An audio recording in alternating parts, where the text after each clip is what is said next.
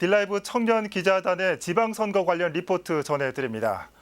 SNS를 통한 선거운동이 확대되면서 후보자는 물론 유권자들도 주의해야 할 점들이 많습니다. 무심코 하던 SNS 활동이 자칫 선거법을 위반할 수 있기 때문입니다. 딜라이브 청년 기자단 김민지 기자가 살펴봤습니다. 6월 13일에 개최하는 제7회 지방선거가 얼마 남지 않았습니다. SNS에서는 선거와 관련된 여러 포스팅이 끊임없이 올라오고 있는데요.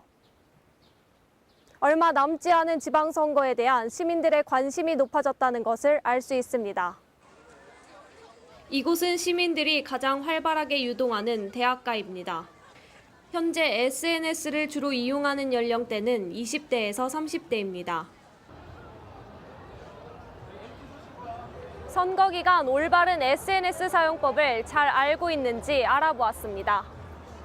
후보자에 대한 개인적인 의견 전달, 가족 비방, 후보자인 척 사퇴한다는 게시글, 블로그 거짓 정보, 사이버머니 후원. 이 중 SNS상에서 가능한 범위가 어디까지일까 시민들에게 물어봤습니다.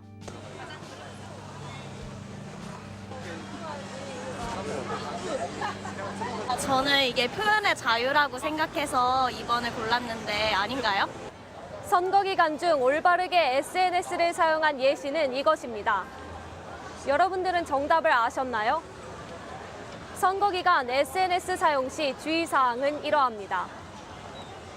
인터넷 홈페이지와 문자 메시지를 통한 선거 운동이나 선거 관련 게시물을 게재하는 것은 가능합니다. 선거에 관한 단순한 표현은 어떠한 표현 방식으로도 가능합니다. 정당 후보자에 대한 의견 표현이나 반대 의견 표명 등은 단순한 의견 표현 정도로만 가능합니다. SNS에 후보자 및 선거에 관련된 허위 사실을 유포할 수 없습니다. 후보자나 후보자의 가족을 비방할 수 없습니다. 당선이나 낙선을 유도한 목적으로 후보자를 사칭할 수 없습니다. 후보자를 위한 사이버머니를 기부할 수 없습니다. 더욱 자세한 주의사항 및 선거 유의사항은 중앙선거관리위원회 홈페이지나 모바일 홈페이지에서 확인하실 수 있습니다. 올바른 SNS 사용과 함께하는 제7회 지방선거를 통해 적극적인 동네 민주주의가 실현되기를 바랍니다. 딜라이브 청년기자단 김민지입니다.